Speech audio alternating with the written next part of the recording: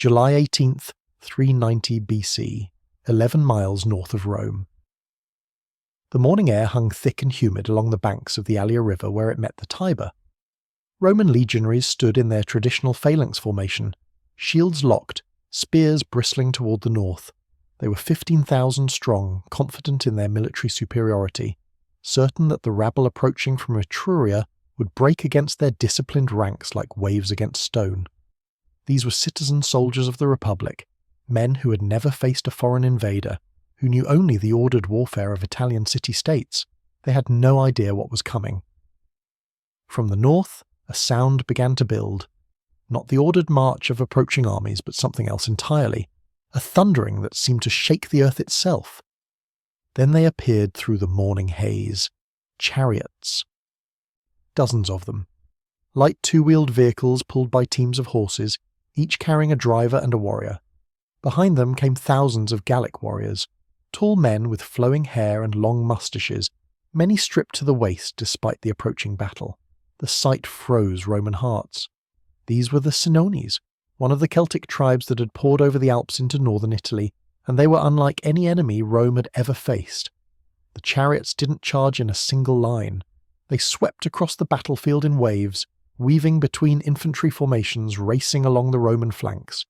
The warriors aboard hurled javelins with practiced accuracy, their charioteers guiding the vehicles with impossible skill through terrain that should have been impassable for wheeled warfare. The noise was overwhelming. War horns blared. Thousands of voices raised battle cries, and above it all the thunder of hooves and wheels shaking the ground. The Romans had trained for orderly combat between phalanxes. They had no answer for this chaos, this mobility, this new kind of warfare that struck from unexpected angles and vanished before counterattack could form. The Roman line broke in minutes. Panic spread faster than orders could be shouted. Legionaries threw down their shields and ran, many drowning in the Tiber as they tried to escape. The Battle of the Allia was over before it truly began, and 3 days later Celtic warriors would walk through the undefended gates of Rome itself. The sacking of Rome in 390 BC would haunt Roman nightmares for centuries, and at the centre of that nightmare were the war chariots, weapons that brought speed and terror to the battlefield in ways the disciplined Romans couldn't comprehend. This is the story of how Celtic chariots rampaged through Roman ranks, how these ancient weapons of war nearly destroyed the greatest empire the world would ever know, and how Rome would spend the next 3 centuries learning to fight an enemy that refused to stand still. The Celts didn't invent the chariot. That honour probably belongs to the civilizations of the ancient Near East, where chariots appeared around 1700 BC, but the Celts took this technology and made it their own, refining it, perfecting it, turning it into something that terrified their enemies. Archaeological evidence from Celtic chariot burials tells us what these vehicles looked like. They were light, fast, two-wheeled machines, nothing like the heavy four-wheeled wagons of earlier eras. The wheels were spoked, a crucial innovation that reduced weight while maintaining strength. Celtic craftsmen, masters of ironworking, fitted these wheels with seamless iron rims, a technological achievement that gave their chariots durability and speed that no other culture could match. The chariot bed was just large enough for 2 men to stand. One was the charioteer, typically a freeman of lower social status but possessed of extraordinary skill. The other was a warrior, usually a noble or elite fighter, armed with javelins, a longsword and a shield. The entire construction was probably no more than 2 meters wide, designed for maneuverability rather than carrying capacity. These weren't platforms for sustained combat. They were delivery systems, weapons of mobility and psychological warfare. But to understand why chariots became central to Celtic warfare, we need to understand Celtic society itself. The Celts weren't a unified nation or empire. They were a collection of tribes spread across Europe from the Atlantic coast to the Black Sea, sharing similar languages, cultures, and ways of war. Warfare wasn't just practical for the Celts, it was fundamental to their entire social structure. Status came from martial prowess. Chieftains led war bands. Young men proved themselves in combat. The chariot, expensive to build and maintain, requiring skilled horses and trained drivers, became a symbol of elite status. To own a chariot meant you had wealth, connections, and fighting ability. To ride into battle on a chariot meant you mattered. The horses themselves were crucial. Celtic ponies were smaller than modern horses, probably only 11 or 12 hands high based on archaeological evidence. But they were tough, fast, and trained from birth for the chaos of battle. The sound of war horns and screaming warriors didn't spook them. They could maintain formation through rough terrain that would have panicked untrained animals. The charioteers who drove them were specialists, men who spent their lives mastering the art of controlling 2 horses at full gallop, while a warrior behind them threw javelins and prepared to leap into combat. By the time Rome encountered Celtic chariots at the Allia in 390 BC, these weapons had been refined over centuries. Chariot burials from the 7th and 6th centuries BC show the evolution from 4-wheeled funeral wagons to the sleek 2-wheeled war machines that would terrorize Roman legions. Around the 3rd century BC, Celtic graves in the regions around the Marne and Moselle rivers began featuring these lighter chariots alongside swords, shields, and drinking vessels. The message was clear. This was warrior aristocracy, and the chariot was their symbol. But Rome survived that first encounter at the Allia, barely. The Gauls under their war chief Brennus occupied Rome for 7 months, burning and pillaging until they were paid a ransom of 1,000 pounds of gold. The humiliation drove Roman military reforms. The rigid phalanx was abandoned for the more flexible manipular legion.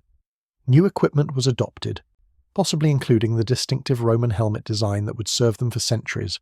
But the trauma remained.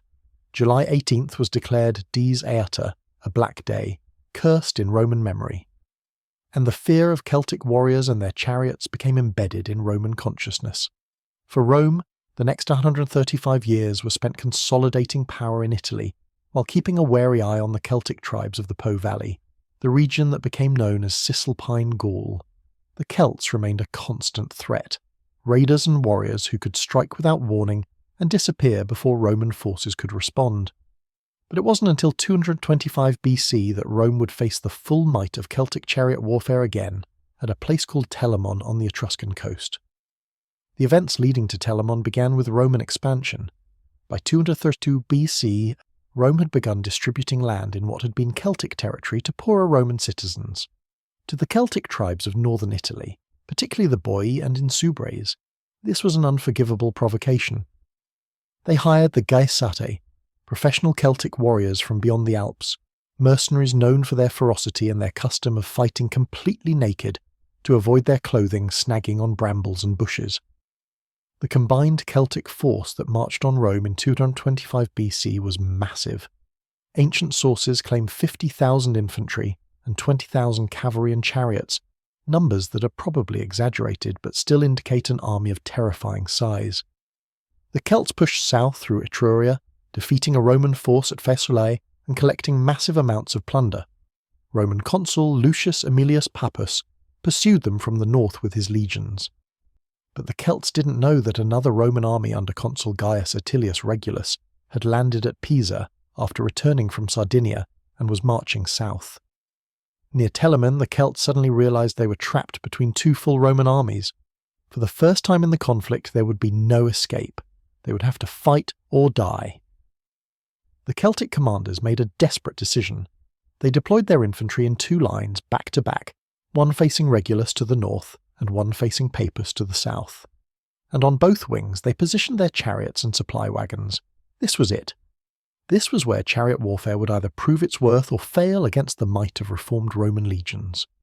Polybius, writing less than a century after the battle, preserved a detailed account that gives us our clearest picture of how Celtic chariots functioned in major combat. The chariots on the wings weren't meant to charge directly into Roman formations. That would have been suicide. Instead, they served multiple purposes.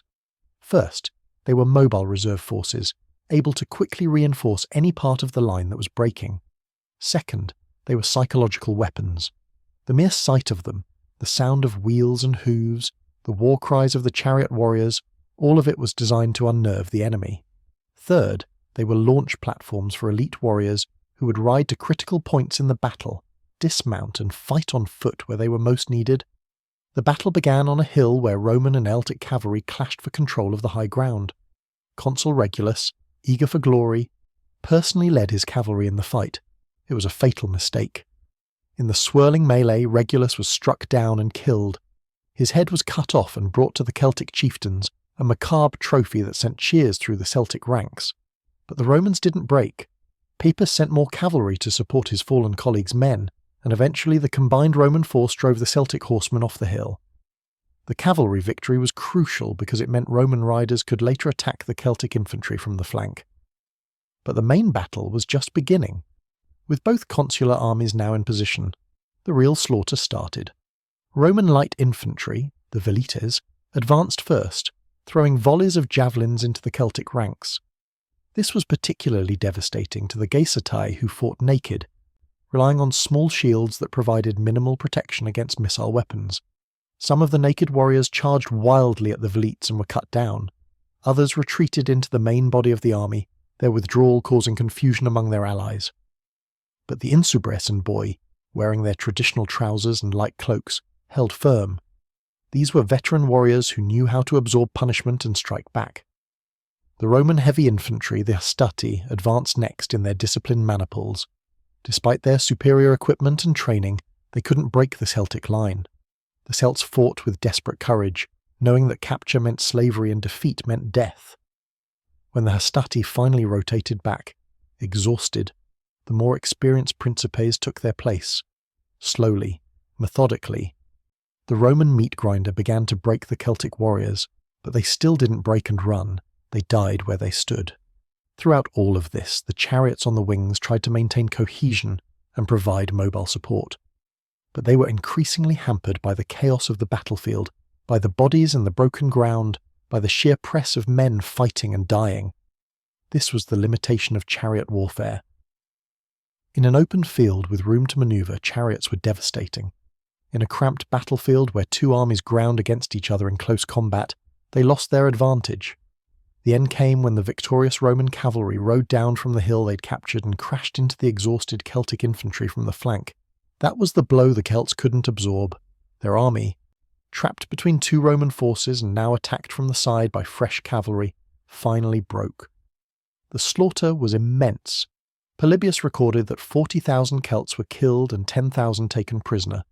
The chariots and wagons that had protected the wings were captured. The booty the Celts had collected was seized by Rome.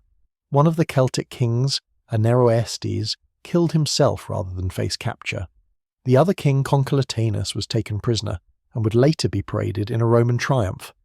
Telamon was a disaster for the Celts of northern Italy. Rome followed up the victory with brutal campaigns in 224 and 222 BC that subjugated the Boii and Insubres.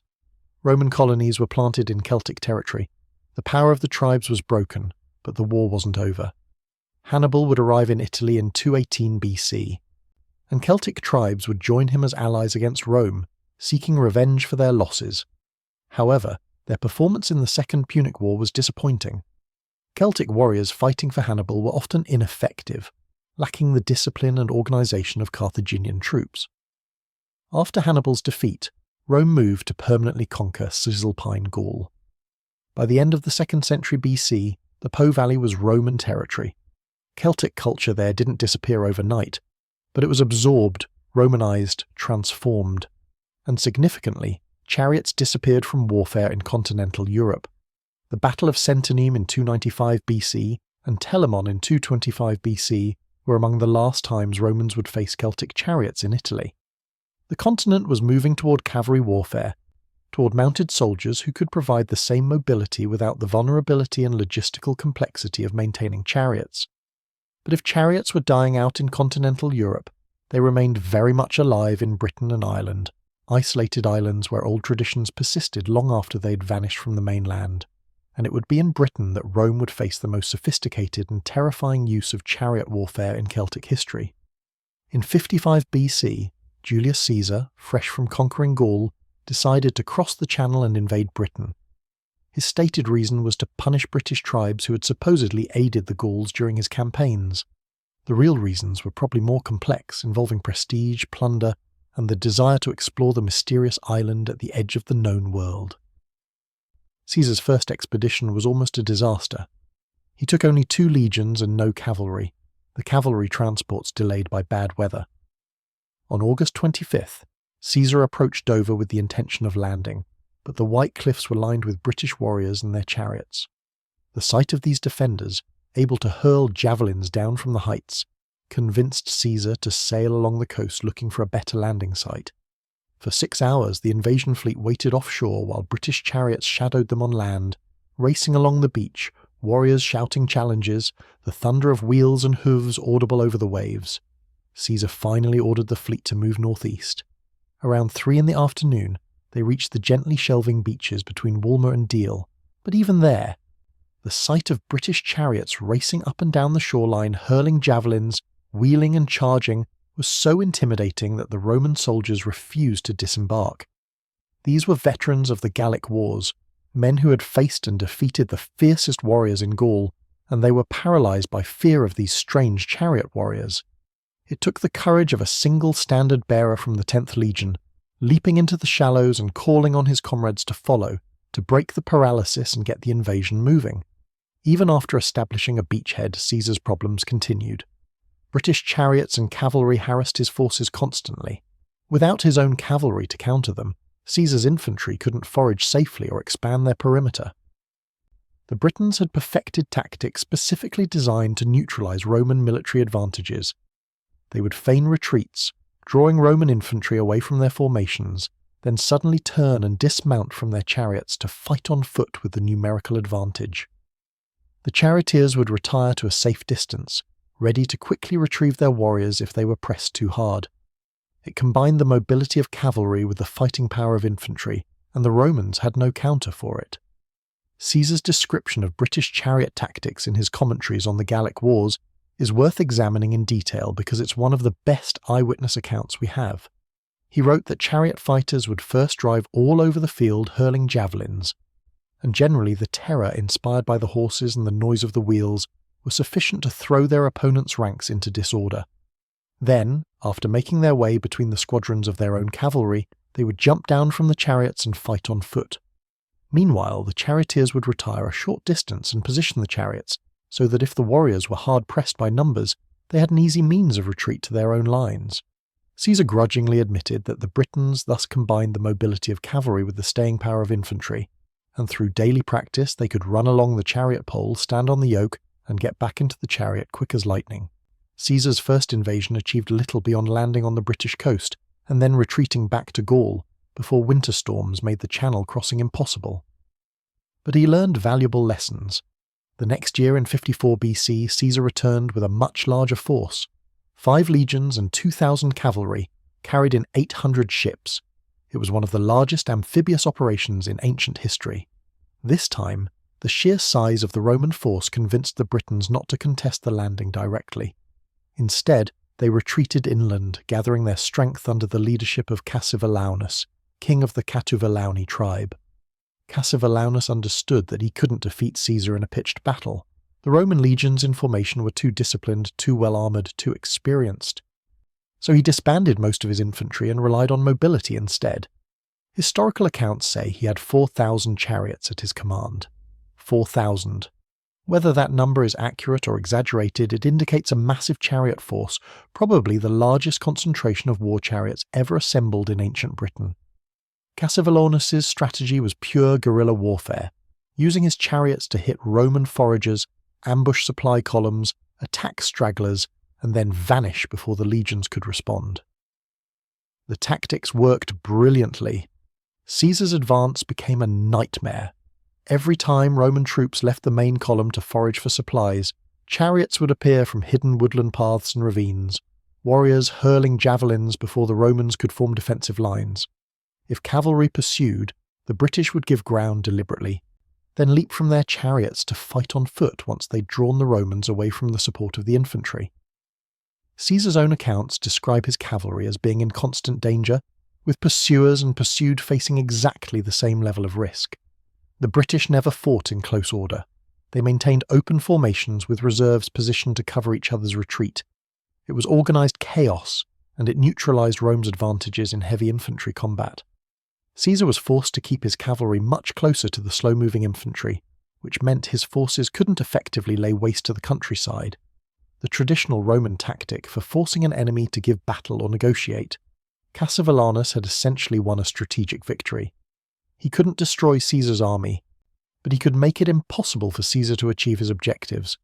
The campaign turned into a stalemate, with Caesar unable to bring the British to decisive battle, and Cassivellaunus unable to drive the Romans from Britain.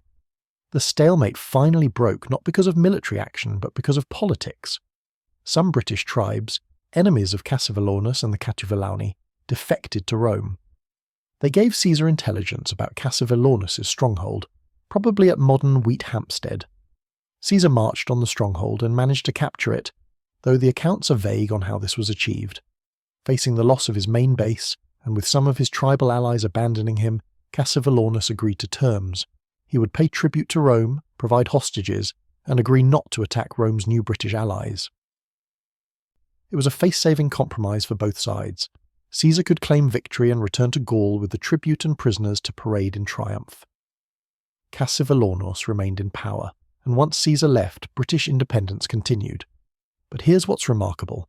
Caesar, one of history's greatest military commanders, a man who had conquered all of Gaul with similar forces, had been fought to a standstill in Britain by chariot warfare. The mobility and flexibility of the British chariot tactics had proven capable of neutralizing Roman advantages when employed by a skilled commander who understood his strengths. This wasn't a primitive people using obsolete weapons. This was sophisticated warfare adapted perfectly to the terrain and circumstances of Britain. British chariots continued to be used for decades after Caesar's departure. During the Roman conquest of Britain under Claudius in 43 AD, chariots were still present, though their role seems to have diminished. By the time of Boudicca's revolt in 60-61 AD, chariots were mostly used as transport for commanders rather than as primary combat weapons. The famous image of Boudicca standing in her chariot was more about leadership and symbolism than active chariot warfare. But even as late as 83 AD, during the Battle of Mons Graupius in Caledonia, the northern tribes still employed chariots. According to Tacitus, these chariots were used in a mass charge against Roman forces. The charge failed, with empty chariots careening into Roman lines after their warriors dismounted, causing more chaos than damage. This last recorded use of chariots against Rome showed that the tactic had finally reached its limits against evolved Roman legion tactics and the changing nature of warfare. So why did chariot warfare work for so long against Rome, and why did it ultimately fail? The success came from mobility and psychological impact. Chariots could move faster than infantry, and were more stable platforms than cavalry for throwing javelins. The noise and visual spectacle of massed chariots terrified enemies who'd never encountered them before. In open terrain with skilled crews and against opponents who didn't know how to counter them, chariots were devastating. The psychological factor can't be overstated. Ancient accounts consistently emphasize the terror inspired by chariot charges, the sound of wheels and hooves, the war cries of the warriors. This wasn't just about inflicting casualties, it was about breaking enemy morale, creating panic, forcing opponents to fight on your terms. The tactical flexibility was equally important. Unlike cavalry, chariot warriors could fight from their vehicles or dismount to fight on foot as circumstances required. The charioteer could reposition quickly while the warrior fought, ready to extract him from danger or move him to a new position. This combination of mobility and infantry fighting capability gave chariots an edge that pure cavalry lacked. For Celtic societies where elite warriors needed to demonstrate individual prowess, chariots provided the perfect platform. You could arrive at battle in style, engage when and where you chose, and if things went badly, you had a ready means of escape. But chariots had serious limitations that cavalry didn't share. They required relatively flat, open terrain to be effective. Forests, marshes, broken ground, all of these severely hampered chariot operations. Chariots needed to be built and maintained, requiring skilled craftsmen and continuous upkeep. The horses needed to be bred and trained specifically for chariot work. Charioteers needed years of practice to develop the skills to control two horses at high speed while navigating rough terrain and combat conditions. All of this was expensive and time-consuming compared to simply training cavalry. In a pitched battle where armies ground against each other in close formation, chariots lost their mobility advantage and became vulnerable. As Roman tactics evolved to counter chariot warfare through better use of light infantry, through maintaining formation discipline, through using their own cavalry more effectively, the window for successful chariot charges narrowed. By the time of the Roman conquest of Britain in 43 AD, Roman forces had more than a century of experience fighting chariots. They knew the tactics, understood the limitations, and had developed countermeasures. The psychological impact was gone. Roman soldiers no longer panicked at the sight of charging chariots. The weapon that had once sent legions fleeing in terror at the Allia had become manageable. The technological evolution of warfare also played a role. Cavalry continued to improve, with better breeding producing larger horses, improved saddles and equipment allowing for more effective mounted combat, and the development of heavy cavalry that could deliver shock impact without needing the platform of a chariot. By the 1st century AD across most of Europe, cavalry simply did everything chariots could do, but with greater flexibility and lower cost. Chariots survived longest in Britain and Ireland precisely because these islands were isolated from the military innovations sweeping the continent. Old traditions persisted, and they worked well enough against local enemies who also used traditional methods. But when Rome arrived with its evolved military system, the limitations of chariot warfare became fatal. There's a fascinating epilogue to this story in Ireland where chariots appear in the great Irish epics and legends, particularly the Tyne-Bow Quailing, the cattle raid of Cooley. These stories, written down centuries after the events they describe, may preserve memories of actual chariot warfare in Ireland. The hero Cuchulainn is constantly depicted fighting from a chariot, taking heads as trophies, his charioteer Laeg guiding them through the chaos of battle.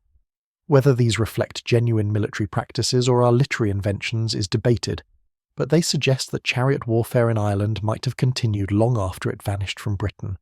Rome never conquered Ireland, never even attempted it, so we have no Roman accounts of Irish chariot tactics to compare with Caesar's descriptions of British methods. What would Celtic chariot warfare have looked like in its prime, before Rome developed effective countermeasures? Based on all the evidence from ancient accounts, archaeological findings and tactical analysis, we can reconstruct the experience. Imagine you're a Roman legionary seeing this for the first time at the Allia in 390 BC. You're standing in formation, shield locked with the men beside you, spear forward, confident in your training and discipline. You fought the armies of Italian city-states, clashes of ordered phalanxes where courage and endurance determined victory. This is what you know, what you've trained for. Then the sound begins. Not the ordered tramp of approaching infantry, but a rumbling thunder that you feel in your chest before you hear it. Through the morning haze, shapes appear, chariots, dozens of them, pulled by teams of small but powerful horses. Warriors stand beside crouched drivers, javelins ready. Behind them, thousands of infantry, but your eyes are locked on the chariots because you've never seen anything like this. They don't charge in a line. They sweep across the field like birds, weaving and turning with impossible grace for wheeled vehicles. The sound grows overwhelming. War horns blast notes you've never heard. Warriors scream battle cries in a language you don't understand. The wheels of the chariots thunder across the ground. Every instinct tells you to run, but you're in formation, trapped between your own ranks and the approaching terror. The chariots split into groups, some racing toward your flanks, others seeming to charge directly at your formation before wheeling away at the last second. You can't predict their movements. They're too fast, too chaotic. Then the javelins start flying, not in volleys like you expect from organised infantry, but constantly, from multiple angles as the chariots circle and weave. Men around you start falling, struck by missiles coming from directions that shouldn't be possible. Your shield protects you from the front, but these attacks come from the sides, from behind, from everywhere at once. The noise doesn't stop.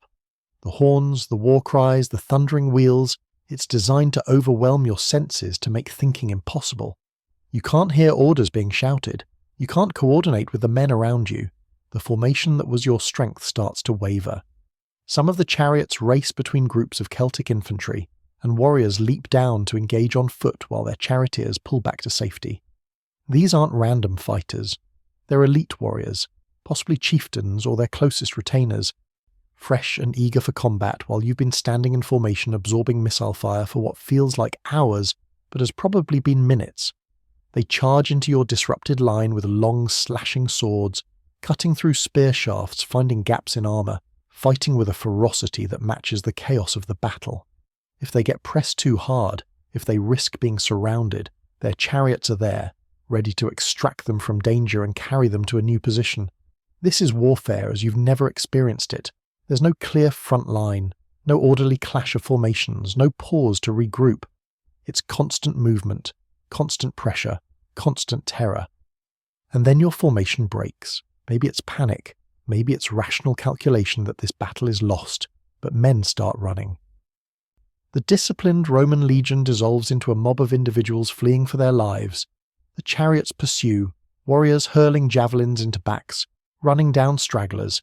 Many of your comrades will drown in the river trying to escape. You've been defeated not by superior numbers or better equipment, but by a style of warfare your military tradition has no answer for. That was chariot warfare at its most effective, against an enemy completely unprepared for it. But at Telamon in 225 BC, and in Britain in 54 BC, Roman forces were no longer unprepared. They'd learned. They maintained discipline under chariot attacks. They used their own cavalry to counter Celtic mobility. They kept tight formations that couldn't be easily disrupted. They deployed light infantry to screen their heavy infantry from missile fire.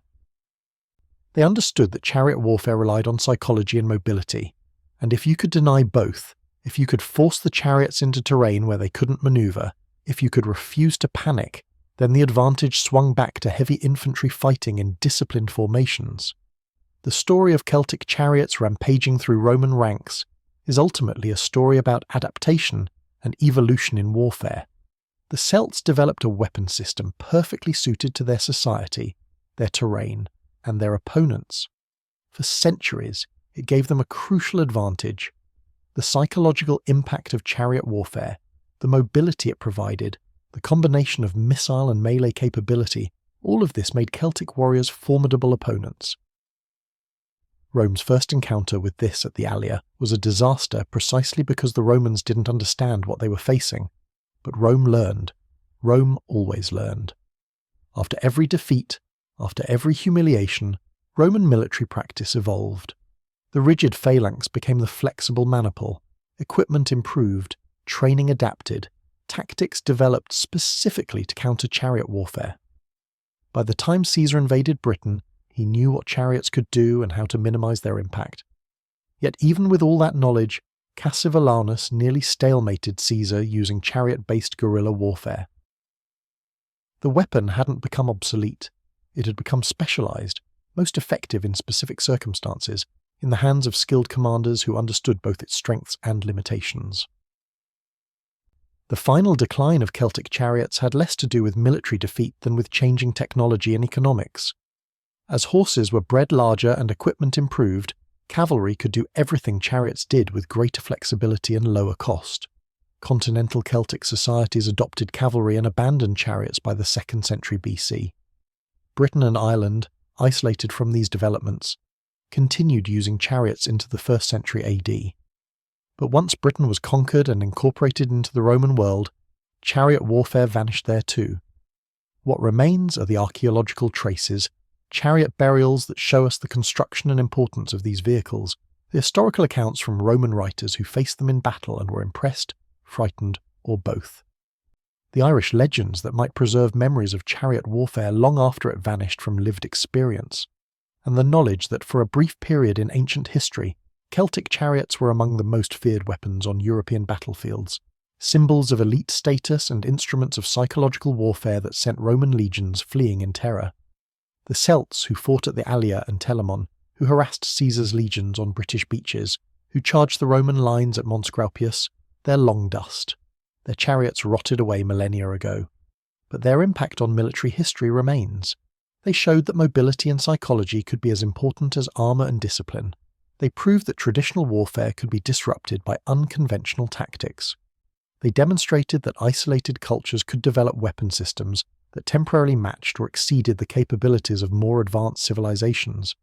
And they left Rome, the greatest military power of the ancient world, with a deep-seated fear of Celtic warriors that persisted for centuries, a terror encapsulated in the Latin phrase terra Gallicus, the Gallic terror, a fear born on the banks of the Allia River when chariot-borne warriors shattered Roman power and sacked the Eternal City. That memory never faded. That memory shaped Roman policy toward the Celts for centuries, driving the conquest of Gaul, the subjugation of Britain, the systematic destruction of Celtic political power. And at the root of that memory were the chariots, thundering across Roman nightmares long after they'd vanished from the battlefield. The transformation in Roman military doctrine following their encounters with Celtic chariots represents one of the most significant adaptive evolutions in ancient warfare. After the humiliation at the Allia, Rome didn't simply lick its wounds and hope for better luck next time. The Roman military system, unique among ancient powers, possessed an institutional flexibility that allowed it to learn from defeat and incorporate the lessons into doctrine, training, and tactics. The changes weren't immediate, weren't perfect, but they were relentless, and ultimately, they would turn the tables on chariot warfare completely. The first major reform came in the organization of the legion itself. The old phalanx system, borrowed from the Greeks, required men to stand shoulder to shoulder in deep formations with long spears. It was powerful when pushing forward against similar formations, but it was inflexible, slow to turn, vulnerable to flanking attacks, and completely unprepared for the chaos of chariot warfare. After the Allia, Roman military thinkers began experimenting with the manipular system, organizing infantry into smaller units called maniples that could operate semi-independently while maintaining the ability to support each other. Each maniple was typically 120 men arranged in a checkerboard pattern, with gaps between units. This new formation had multiple advantages against chariots. First, the gaps between maniples meant that charging chariots couldn't simply smash through a solid wall of men. A chariot entering the gap between maniples would find itself surrounded on three sides, its mobility advantage negated, vulnerable to javelins and spears from multiple angles. Second, individual maniples could turn and reorient much faster than a phalanx, allowing them to face threats from unexpected directions. When chariots attacked the flanks or rear, something that had caused panic and collapse at the Allia, the manipular legion could respond by having rear maniples turn to face the new threat without disrupting the entire formation. Third, the smaller unit size made command and control more manageable in the chaos of battle. A centurion commanding 120 men could maintain discipline and tactical awareness, even with chariots racing around the battlefield creating noise and confusion. The Romans also began to emphasize the pilum, the heavy javelin that would become one of Rome's signature weapons. Each legionary carried 2 pila, 1 heavy and 1 light. The pilum had a long iron shank designed to bend on impact, making it impossible for enemies to throw back and weighing down shields if it penetrated them. Against chariot warriors who relied on shields to deflect missiles, the pilum was devastating. Even if it didn't kill outright, a pilum embedded in a shield made the shield too heavy and awkward to use, forcing warriors to discard it and fight unprotected. In the critical seconds when chariots wheeled close to hurl javelins, Roman infantry could launch volleys of pila that outranged most Celtic javelins and hit with enough force to penetrate Celtic shields and armour. Roman equipment evolved as well. After encounters with Celtic warriors and their devastating long slashing swords, Roman armour became more comprehensive. The bronze pectoral plates worn by wealthier soldiers expanded to protect more of the torso. Chainmail, probably adopted from Celtic peoples themselves, began to appear among Roman forces by the 3rd century BC. The Roman helmet design changed to include broader neck guards and cheek pieces, protecting against the downward slashing attacks that Celtic swords delivered with such force. These weren't changes made in peaceful planning sessions. They were adaptations born from watching what worked and what failed in actual combat. Perhaps most importantly, Rome began to take cavalry seriously. The traditional Roman cavalry had been something of an afterthought, a force of young aristocrats who served mounted before joining the infantry, against opponents who fought in similar phalanx formations. This cavalry was adequate for screening and pursuit. Against Celtic chariots and cavalry, it was woefully insufficient. Rome began recruiting cavalry from allied Italian peoples, particularly the Campanians who had a tradition of mounted warfare. Later, as Rome conquered more territory, they would recruit cavalry from peoples with strong equestrian cultures. Numidians from North Africa, Gauls after their territories were pacified, Thracians from the Balkans, and eventually Germanic peoples from beyond the Rhine. These allied cavalry forces gave Rome the mobility to counter Celtic chariots. Cavalry could pursue chariots across open terrain, could screen the infantry from chariot harassment, and could exploit opportunities when chariot formations became disordered. At Telamon in 225 BC, it was Roman and allied cavalry that seized the critical high ground and eventually delivered the flanking attack that broke the Celtic army. Without that cavalry component, the disciplined Roman infantry might have ground down the Celtic warriors eventually, but the victory would have been far costlier and less complete. The Romans also adapted their tactics for different phases of battle. When facing armies known to employ chariots, Roman commanders positioned light infantry, the velites, in front of the main battle line. These young soldiers, equipped with javelins and small round shields, would harass approaching chariots with missile fire. Their open formation meant chariots couldn't charge through them effectively, and their mobility allowed them to retreat through the gaps in the manipular formation when the heavy infantry was ready to engage. This created multiple layers of defense that chariots had to penetrate, each layer designed to strip away the advantages of chariot warfare. Roman commanders learned to choose battlefields carefully when facing chariot-using enemies. Broken terrain, forests, marshes, anywhere that restricted mobility became preferred ground for Roman forces. If the enemy wanted battle on open plains, ideal for chariot warfare, Romans would refuse combat and force the enemy to either attack on disadvantageous ground or allow Roman forces to systematically destroy their territory until they had no choice but to fight. This strategic patience, the willingness to avoid battle until conditions were favourable, became a hallmark of Roman military thinking. It drove Celtic commanders to frustration, forcing them to either watch their lands devastated or engage on Roman terms. The psychological aspect of warfare also received Roman attention. After the terror of the Allia, Roman military training emphasized discipline and courage in the face of chaos. Soldiers were drilled endlessly to maintain formation under stress, to follow orders despite fear, to trust in their equipment and their comrades even when surrounded by noise and confusion. The religious and cultural elements of Roman military service reinforced this. Taking the military oath, the sacramentum, was a sacred act that bound soldiers to their duties under penalty of divine displeasure. The eagle standards of the legions became objects of near-religious veneration, symbols worth dying to protect. This cultural conditioning helped Roman soldiers stand firm against the psychological onslaught of chariot attacks that had once sent them fleeing in panic.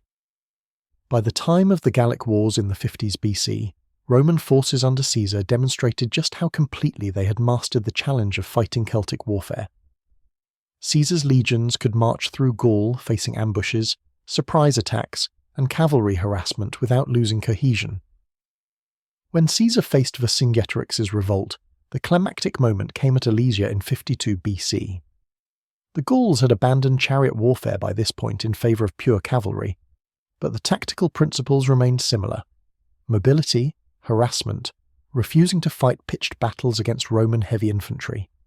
Caesar's response was to build fortifications so extensive, so complete, that mobility became irrelevant. The circumvallation around Alesia, a ring of fortifications 10 miles long, trapped Vercingetorix's army inside the hilltop fortress. The contravallation, an outer ring of fortifications 14 miles long, protected Caesar's forces from the Gallic relief army approaching from outside. When the final battle came, Caesar's forces fought a desperate struggle on two fronts simultaneously, but they held. The fortifications channeled Gallic attacks into killing zones. Roman engineering had trumped Celtic mobility. The relief army, composed of warriors from tribes across Gaul, perhaps 250,000 strong according to Caesar's account, couldn't break through Roman fortifications held by maybe 60,000 legionaries and auxiliaries. When cavalry from the relief force tried to circle around to attack a vulnerable section of the Roman lines, Caesar personally led his cavalry reserve to meet them.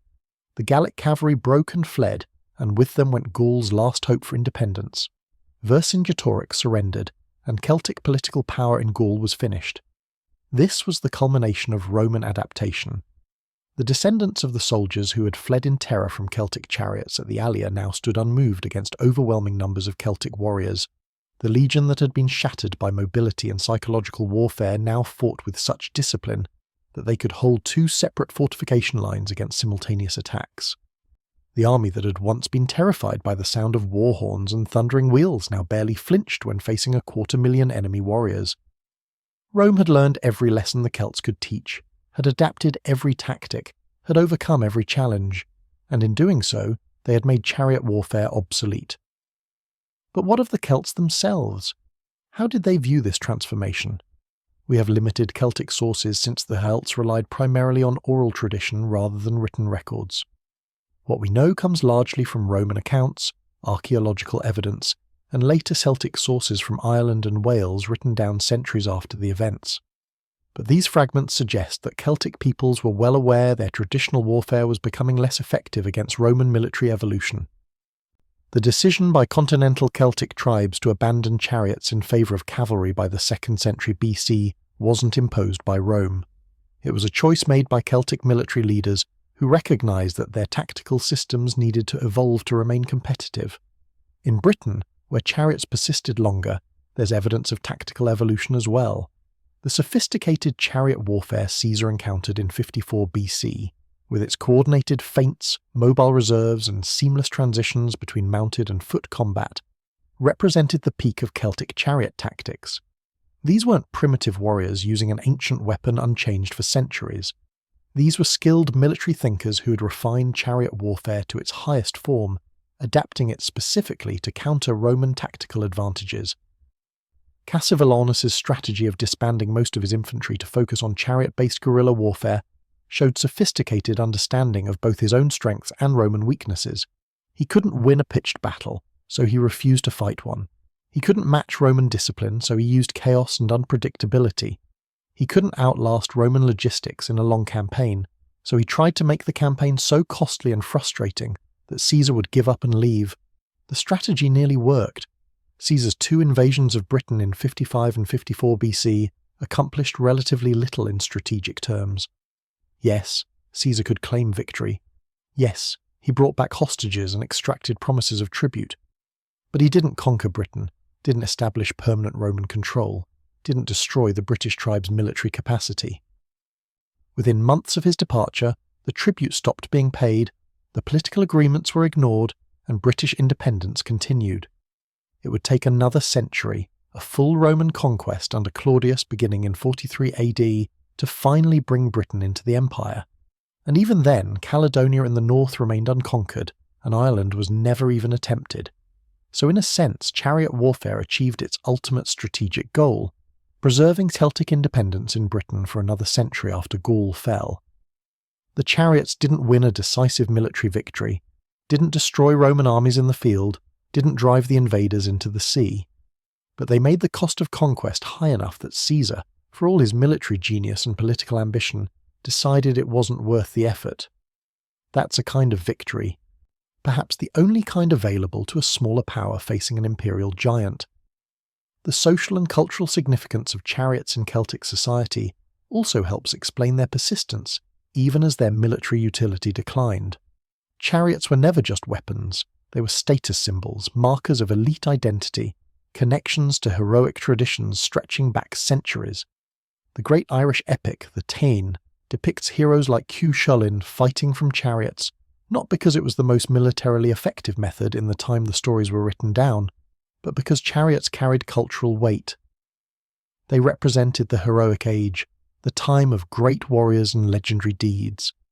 A Celtic nobleman commissioning a chariot wasn't just buying a weapon, he was claiming connection to an ancient warrior tradition, demonstrating his wealth and status, participating in a cultural practice that defined what it meant to be a warrior aristocrat. This cultural inertia meant that chariots persisted in Celtic societies longer than pure military utility would justify.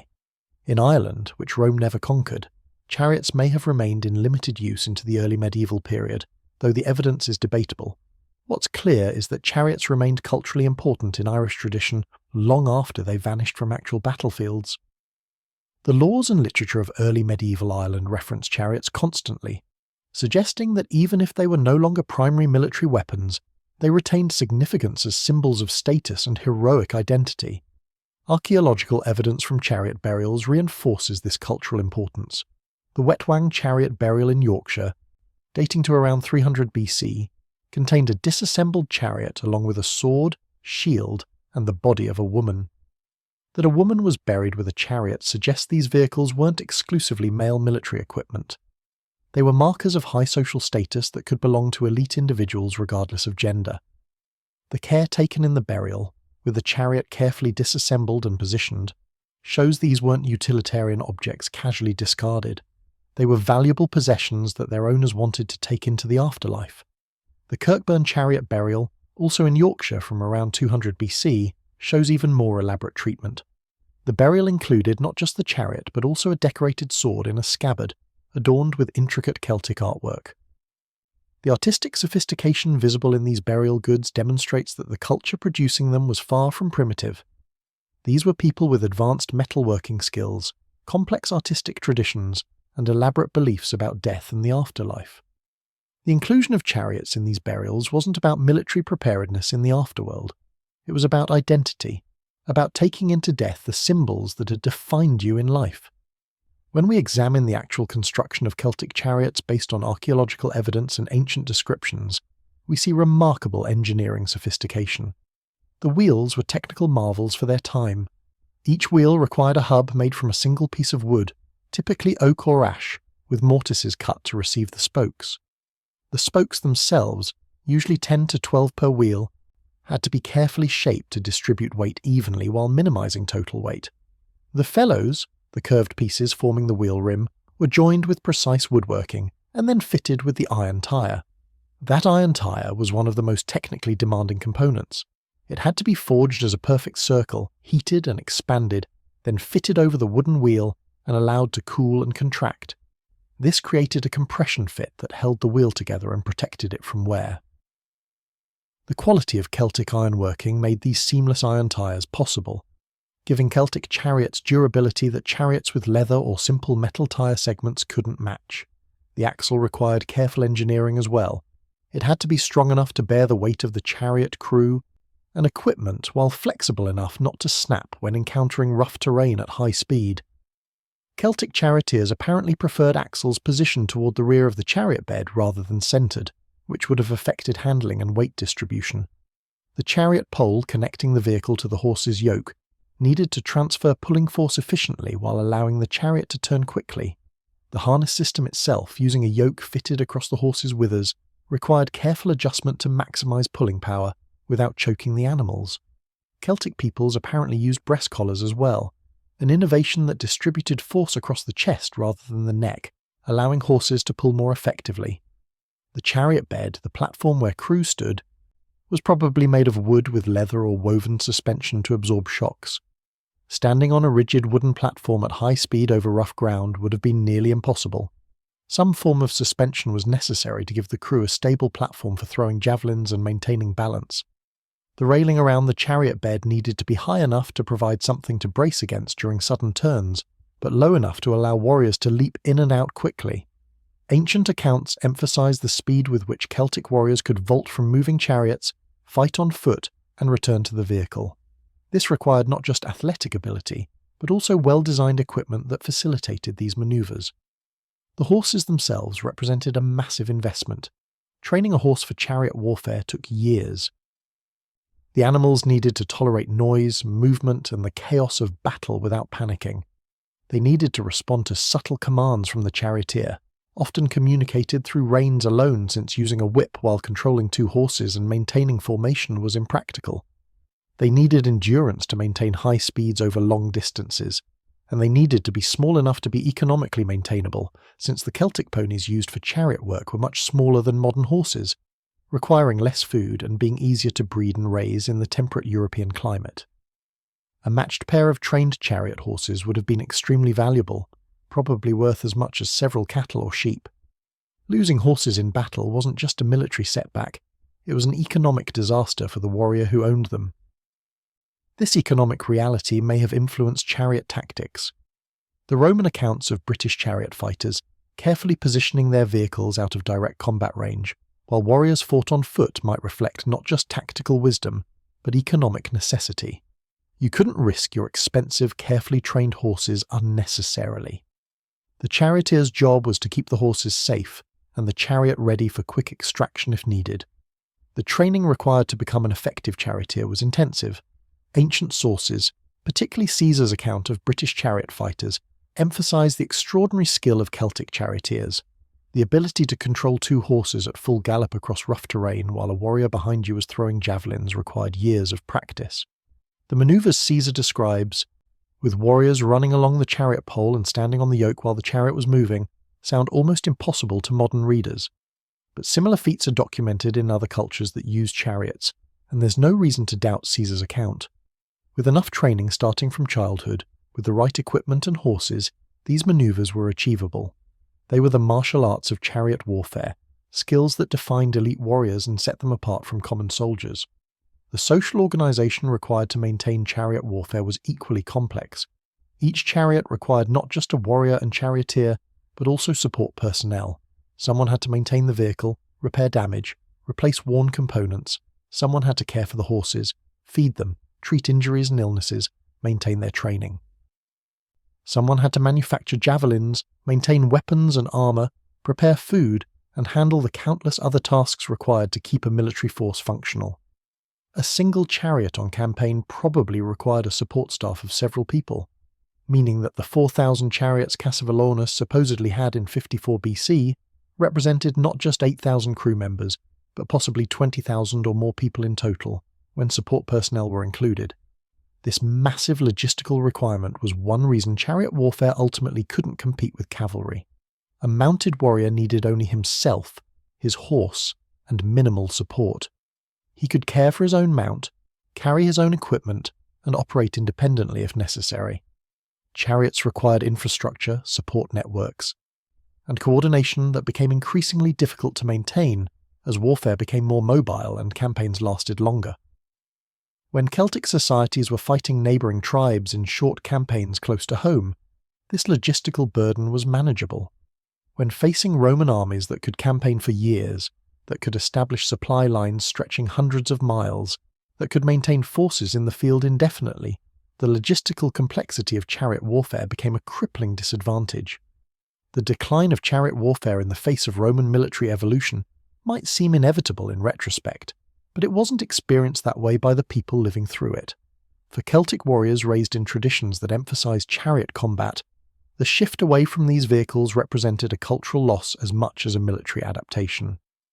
The Irish legends that continue to depict chariot warfare long after it had vanished from reality might reflect a kind of cultural nostalgia, a longing for a heroic past where warfare was personal, where individual prowess mattered, where nobles could distinguish themselves through skill and courage rather than being ground down by the impersonal machinery of Roman military organization. There's something almost tragic in the contrast between Celtic chariot warfare and Roman military evolution. The Celts perfected a weapon system that was personal, skillful, and spectacular. Roman warfare was systematic, disciplined, and grinding.